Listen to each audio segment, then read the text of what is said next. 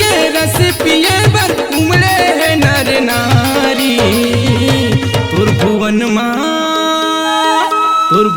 माँ वो दुर्गा दाई मेला लगे है भारी।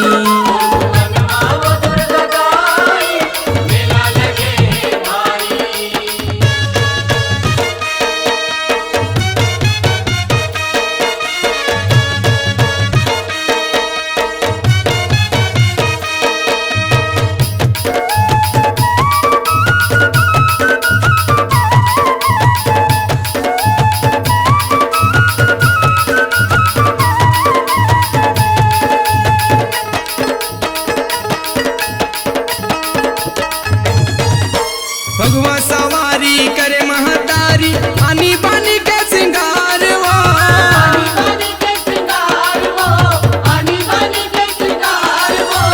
एक हाथ माँ चक्र धरे दूजा हाथ तलवार वो।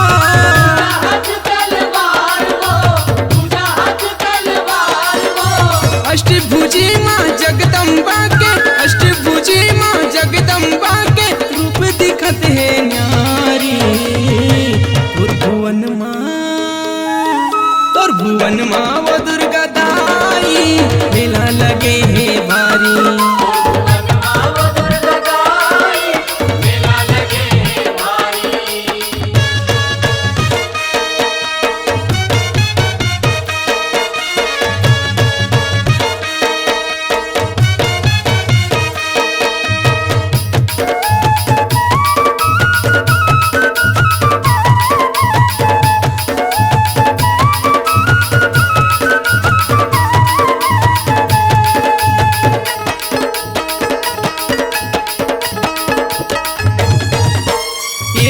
वो चारों पोती के तरस करे बरियाते वो।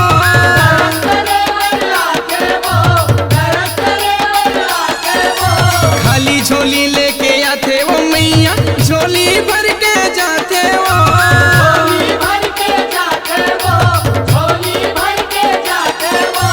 और डेहरी ले खाली नहीं जावे और डेहरी ले खाली नहीं जावे चने आते तोर दुआरी।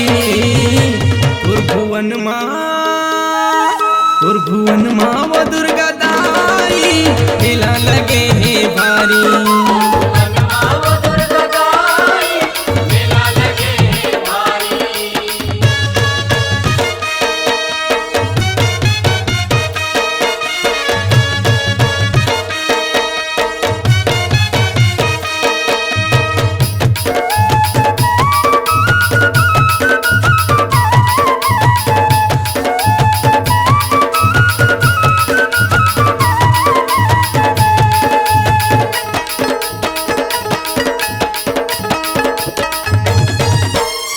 ममता दाई सब पर बरस थे उन राजा यो भिखारी वो।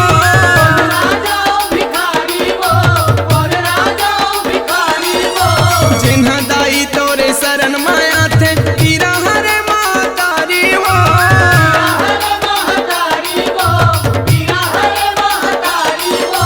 सोम गंगा दाई भजन लगा के सोम गंगा दाई भजन लगा के करत थे तोरे चारी।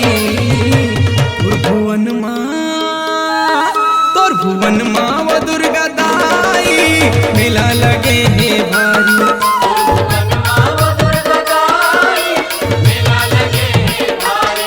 और भुवन माँ वो दुर्गा दाई मेला लगे है भारी।